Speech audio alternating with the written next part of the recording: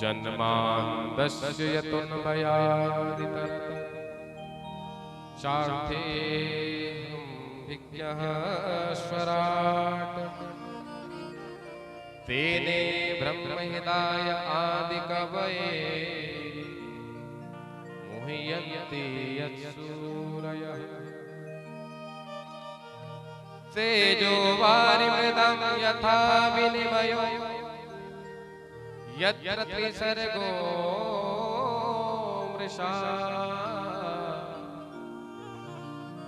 धाम्ना स्वेन सदा निरस्तकुहकम् सत्यं परं धीमहि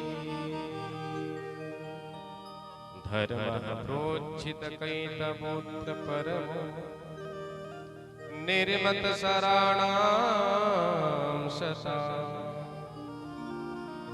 वेद्यं वास्तवमत्र वस्तु शिवदं तापत्रयोन्मूलना श्रीमद्भागवते महामुनिकृते किं वा परिरीश्वरा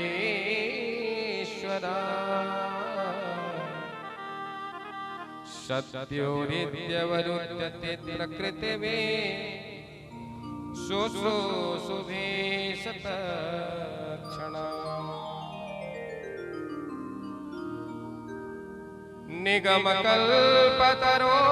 निगमकल्पतरोर्गलितं फलं शुकमुखादमृतद्रवसंयुतं पिबत भागवतं रसमालयं मुहुरहो रसिका भुवि भावुकाः। प्यारे बड़ा सुंदर 3 श्लोकों में श्री व्यास जी महाराज ने मंगलाचरण किया और मानो पूरे भागवत का सार ही इस मंगलाचरण में श्री व्यास जी महाराज ने रख दिया, केवल हमें समझने की जरूरत है। मंगलाचरण की शुरुआत हुई जन्मांतस्य यतोऽन्वयादितरतः।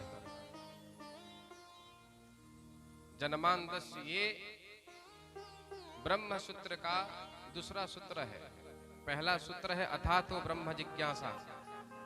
वेदांत को ही यहां प्रतिपादित किया है प्यारे।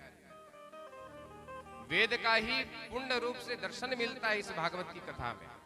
इसीलिए सबसे पहला सूत्र लिया जन्मांतस्य, अर्थात कोई एक है जिसने यह पूरी संसार को बनाया है, जिसके बल पर पूरा संसार चल रहा है और वही संसार का संहार करता भी है। एक, वह एक कौन है उसे ही जानना है। ये भागवत की कथा उसे एक का ही परिचय दिलवाएगी प्यारे। वो एक है कौन, उस एक को ही समझना है। अनेक में नहीं, एक में आना है। देखो प्यारे,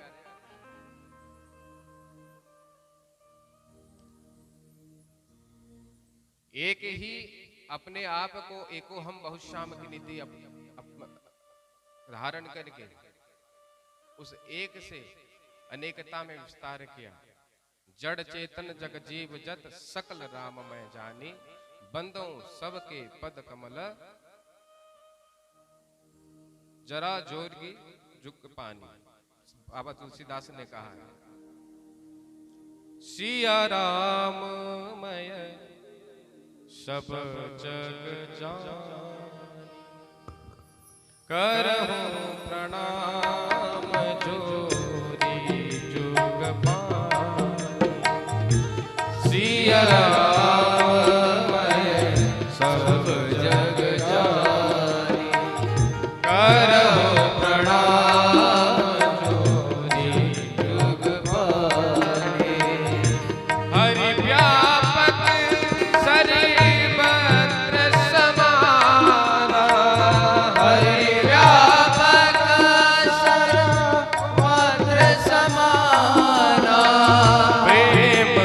प्रकट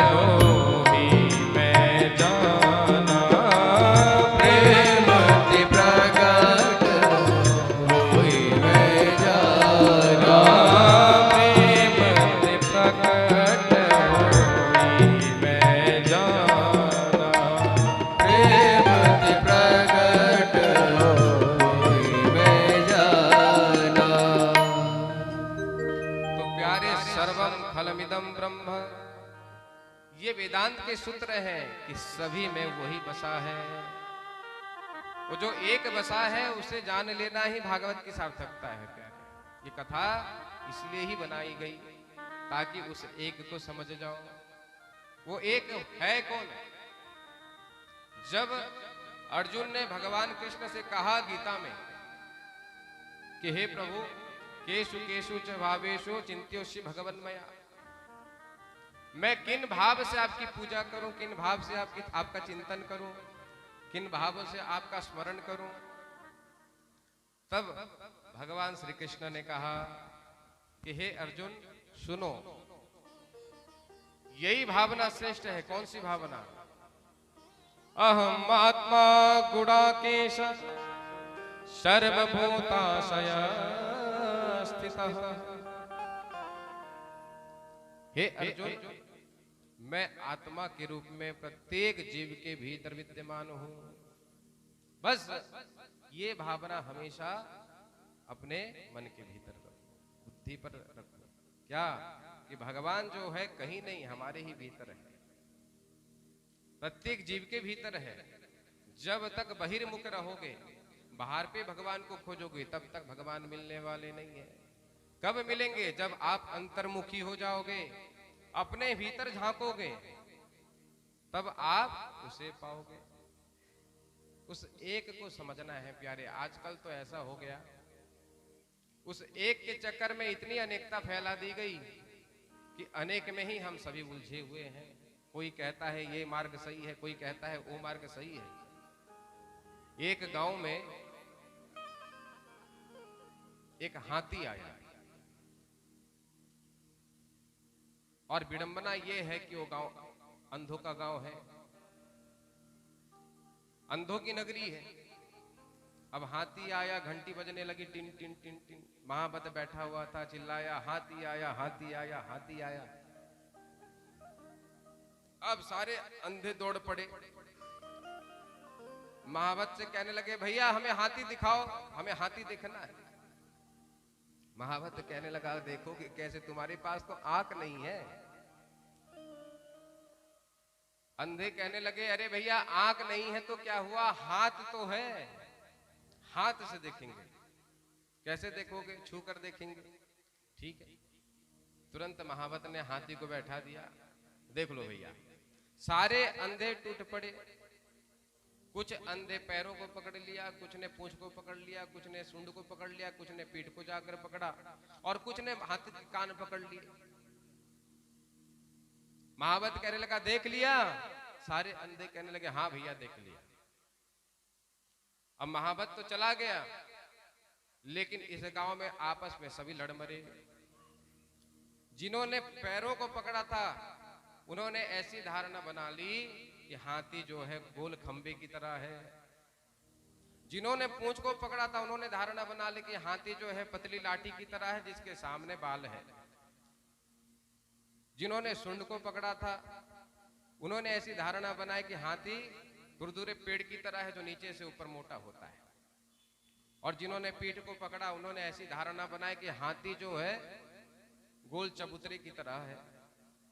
और जिन्होंने कान को पकड़ा उन्होंने ऐसी धारणा बनाई कि हाथी जो है अनाज साफ करने वाला सूप की तरह है। अब जिसके हाथ में जितना लगा सभी ने उसे ही सत्य माना। अब बताओ झूठ कौन बोल रहा है?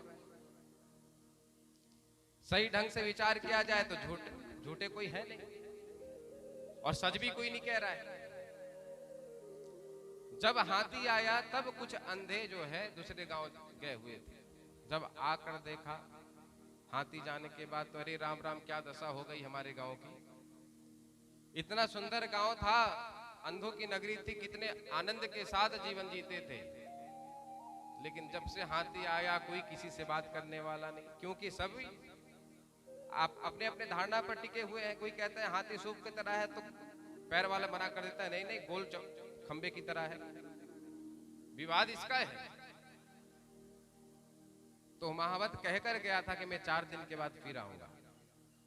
तो जब 4 दिन के बाद वह महावत आया तो ये जो लोग बाहर गए हुए थे उन्होंने पूछा महावत से कि भैया क्या तुमने कैसा हाथी लेकर आया कि हमारे गांव में तो विवाद ही उत्पन्न हो गया। अब कोई किसी से बात नहीं करता, सब उलझ गए।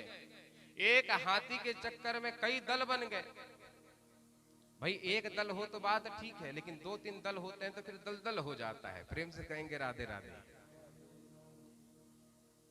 पूरे गांव को ही तुमने दलदल बना दिया।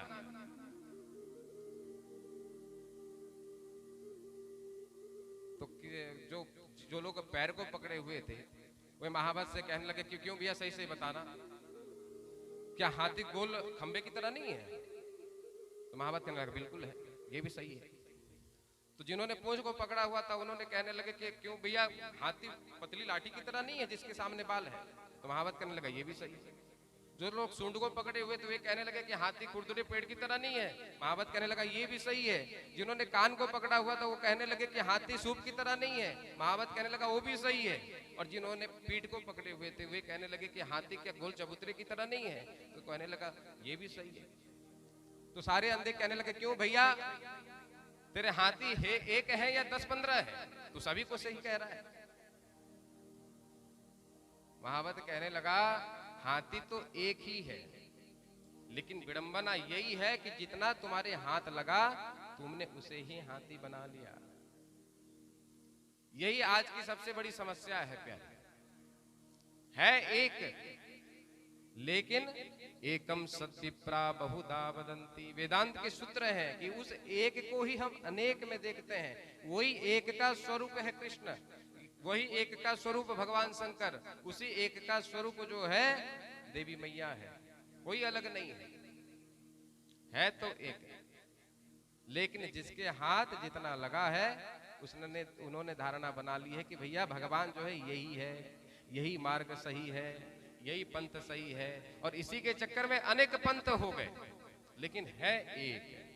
हमारे महर्षि रमण हुए बड़े सुंदर संत, बड़ा सुंदर भाव है।